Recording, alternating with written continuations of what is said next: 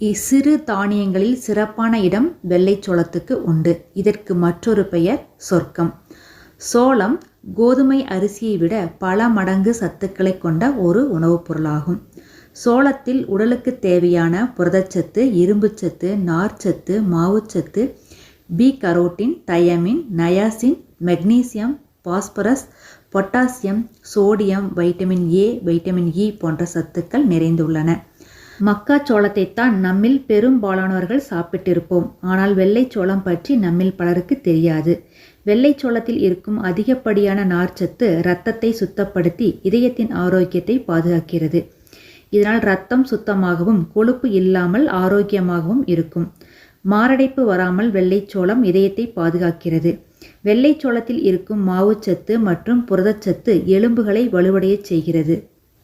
வெள்ளைச்சோளம் வயது முதிர்வதால் ஏற்படும் நாட்பட்ட